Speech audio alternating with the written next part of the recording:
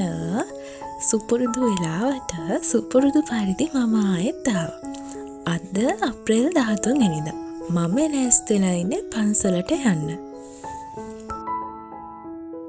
අද අපේ දානෙනේ මම කලිනුත් ඔයාලට කියලා තියෙනවා. ඉතින් ඒ දානේ අරගෙන මේ අපි පන්සලට යන ගමන්. අපි දානේ විදිහට බාර අරගෙන තියෙන්නේ හීල් දානේ. ඉතින් අපි උදේ පාන්දර 6:00 වගේ පන්සලට යනවා. ගිහින් තමයි දානේ දීලා අපි එන්නේ. මම සාමාන්‍යයෙන් ආපු ගමන්ම කරන්නේ මල් හදන එක. තාත්තා තමයි බුද්ධ පූජාව බෙදලා හාමුදුරුවෝ එක්ක එකතු වෙලා ඒ වැඩ ටික කරන්නේ. ඉතින් මම ඔය විදිහට මල් ටික හදාගත්ත වට්ටි දෙකකට.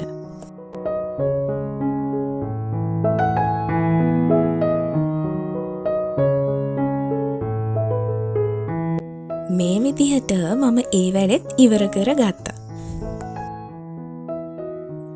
ඔයාලා මීට කලින් අපේ පන්සල දැකලා නෑනේ.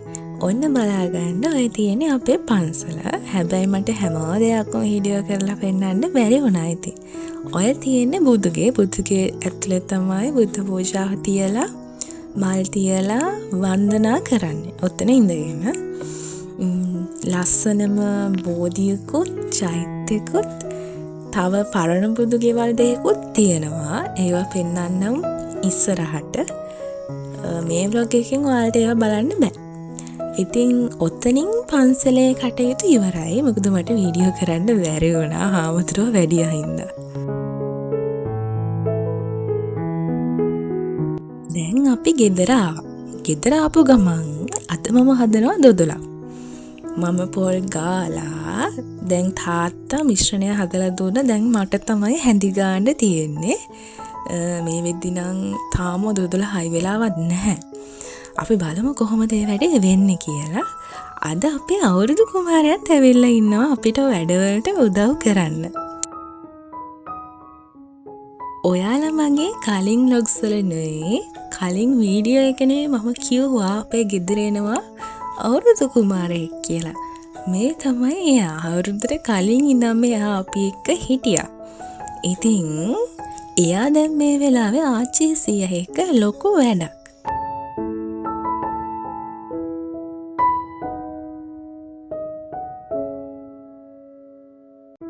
අවුරුදු කුමාරයාගේ කෝලම් බල මම ওই විදිහට දුම් කකා මහන්සි වෙලා දොදොල හැඳි ගන්නවා.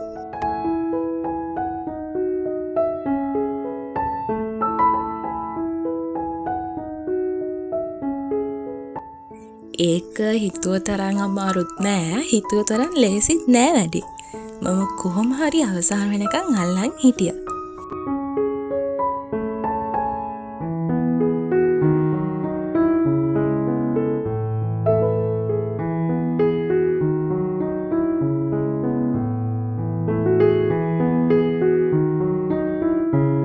ඔය වැඩ යන අතරතුර අපේ අවුරුදු කුමාරයා ඒ වැඩ වෙන දිහා ආසාවෙන් බලන් හිටියා.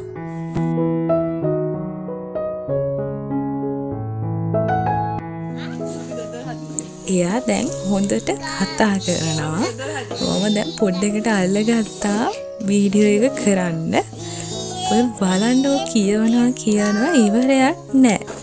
එයා දැන් සින්දු කියනවා.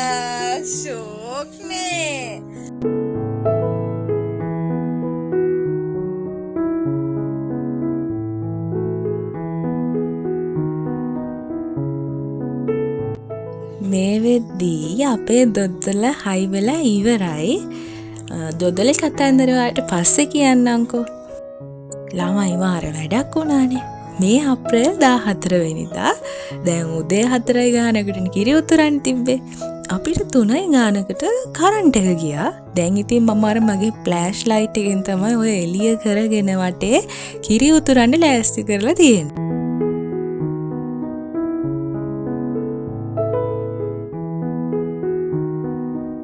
ඔය විදිහට ළමයි අපි නැකතට ලිපගිනි මෙලෙව්වා. දැන් ඉතින් අපි හැමෝම මේ බලන් ඉන්නේ කිරි ටික ඉතිරෙනක.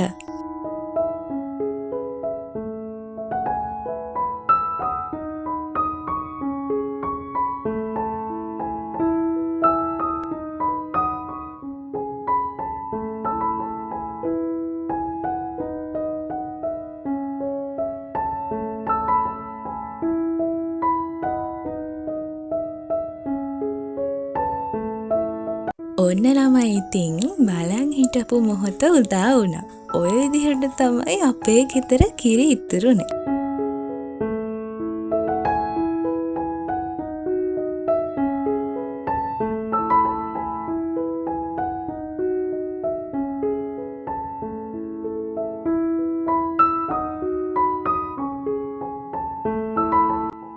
ලිපගිනි මෙලෙව්වට පස්සේ අපේ ගෙදර මුලින්ම කරන්නේ කුස්සියේ තියෙන ලිප හුලවන එක.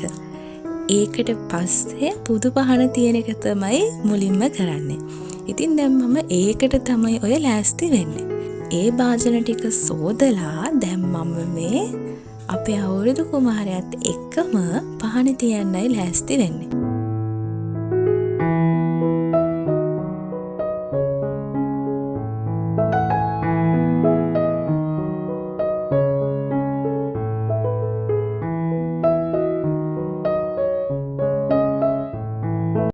පහන තියෙන වැඩේ දැන් ඉවර කරලා මම ලෑස්ති වෙන්නේ අවුරුදු කැම මේසේ හදන්න.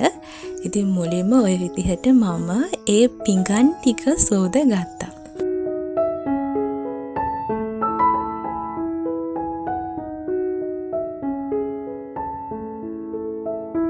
අපේ අවුරුදු කුමාරයාවත් ළඟින් ඉඳගෙන දැන් මම මේ කරන්නේ ඒ පිඟන් වලට කැවිලි බෙදා ගන්න එක. මෙදා පාර සමරපු අලුත් අවුරුද්ද මට ඒ අවුරුදු කුමාරයාට පෙන්වන්න පුළුවන් වුණා පළවෙනි වතාවට කොහොමද යාට තේරෙන කාලෙදී මේ අවුරුද්ද කියන වයිබ් එක දැනෙන විදිය. ඉතින් ඒක තමයි වටිනම දේ ළමයි. චාරිත්‍ර කරන හැම වෙලාවකම එයා මංගාව හිටියා. දොදොලේ කතන්දරේ මම පස්සේ කියන්නම් කිව්වනේ. ඔන්න බලන්නකො වෙලා තියෙන වැඩ. අපි දොදොල දාද්දී එතන භාජනයට තෙල් දාලා නෙමෙයි දැම්මේ. එතකොට දැන් ගලව ගන්න හරි අමාරුයි. දොදොල කපලා එළියට ගන්න හරි අමාරුයි. ඉතින් මම දොදොලේ කතන්දරේ පස්සේ කියන්නම් කිව්ව ඔන්න ඕක තමයි.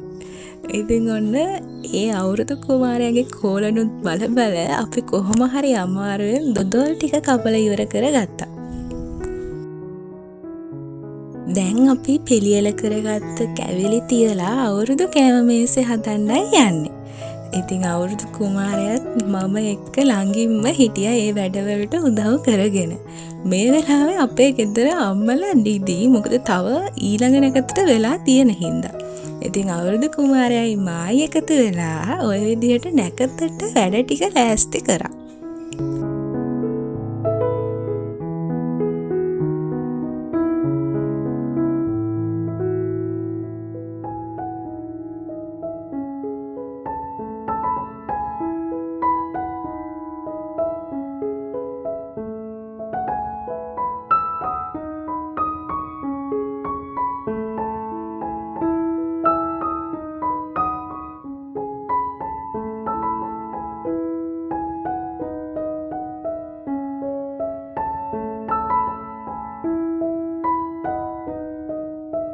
මේ වෙද්දි නැකතට ඔක්කොම වැඩ ටික ලෑස්ති කරලා ඉවරයි. දැන් මම මේ යන්නේ බුදුහාමුදුරුවන්ට කැවිලි පූජා කරලා සහ කිරිබත් පූජා කරලා වන්දනා කරන්න. ඒකට මාත් එක්ක අවුරුදු කුමාරයාත් එකතු වුණා. එයා පොඩ්ඩක්වත් දැඟලුවේ නැහැ ඒ වෙලාවේ වඳිද්දි. මම ගාත කියන දිහායි බුදුහාමුදුරුවන්ගේ දිහායි බලාගෙන එයා එයාගේ පාඩුවේ හිටියා.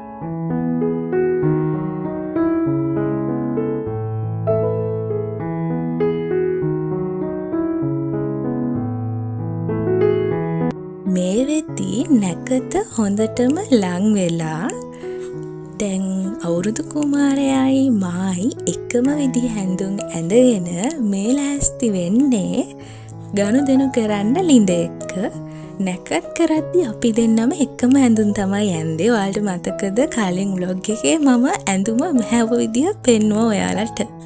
ඉතින් දැන් අපි මේ බලන් ඉන්නේ නැකත උදා වෙනකන් ලිඳේ එක්ක ගනුදෙනු කරන්න. ලිඳට බුලත් කොලයක්, කහ කුඩු ගොරක කෑල්ලක් වගේ එක එක දේවල් දාලා ලිඳට ස්තුතිවන්ත වෙලා එතනින් අපි ලිඳෙන් වතුර අරගන්නවා. ඉතින් ඒක තමයි උතන ගනුදෙනු කිරීමේදී වෙන්නේ. ලිඳට දෙයක් දීලා ලිඳෙන් වතුර අරගන්නවා. ඉතින් ඒක තමයි අපේ ගම්වල ගනුදෙනු කිරීමේදී සිද්ධ වෙන්නේ ගොඩක් වෙලාවට.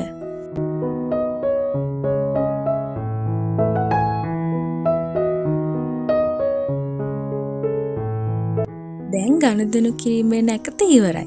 මේ ඉන්නේ අපේ අවුරුදු කුමාරයයි මායි. මම පොඩ්ඩක් වඩා ගත්තා. ඔයාලට පෙන්වන්න අපි දෙන්නගේ අවුරුදු කිට් එක. ඔය ඉන්නේ අපි දෙන්න. දැන් මේ අපි ලෑස්ති වෙන ළමයි ආහාර අනුභව කිරීමේ නැකතට.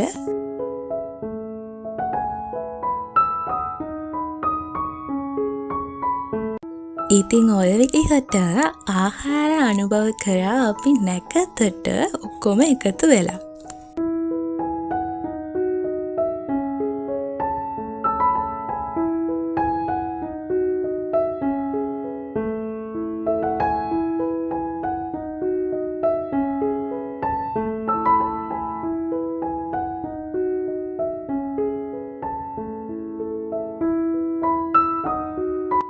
මම දකින විදිහට අවුරුද්දේ වැදගත්ම චාරිත්‍ර තමයි ඕක. බුලත් දීලා වඳින එක. චූටි බබාට නම් තාම ලොකුවට තේරෙන්නේ නැහැ. ඒ වුණත් එයා එයාට පුළුවන් උපරිමයෙන් කළා. ඉතින් ඔය විදිහට එයාට තෑගිත් හම්බුණා. ඊළඟට ආවේ ඉතින් මගේ වාරේ. හරි. දැන් ඉතින් මේ විදිහට හැම නැකතක්ම ඉවර වුණා. ඔයාලා අපේ අවුරුදු කෑම මේස දැක්කේ නෑනේ. ඔන්න තියෙනවා මමයි අවුරුදු කුමාරයා එකතු වෙලා හදාගත්ත අපේ අවුරුදු කෑම මේසේ. කිරිබත් ටික මං ඔය විදිහට ලස්සනට තියාගත්තා බත ඉදුණට පස්සේ. ඉතින් ඔය විදිහට තමයි අපේ අවුරුදු කෑම මේසේ තිබ්බේ.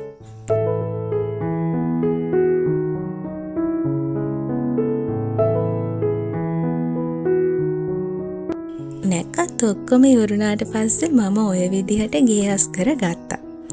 ඉතින් ළමයි ඔය විදිහට තමයි අවුරුදු දවසේ අපේ ගෙදර චාරිත්‍ර වාරිත්‍ර ඔක්කොම සිද්ධ වුණේ. මේ සැරේ අවුරුද්ද ස්පෙෂල් අපේ අවුරුදු කුමාරයාත් අපි එක්ක හිටියානේ. ඉතින් හරිම සුන්දර මොහොතවල් එකතු කරගන්න පුළුවන් වුණා එයා හින්දා. ඉතින් එහෙනම් තවත් දවසක අලුත් vlog එකකින් හම්බෙනකන් අදට මම ගිහින් එන්නම්. පරිස්සමෙන් ඉන්න.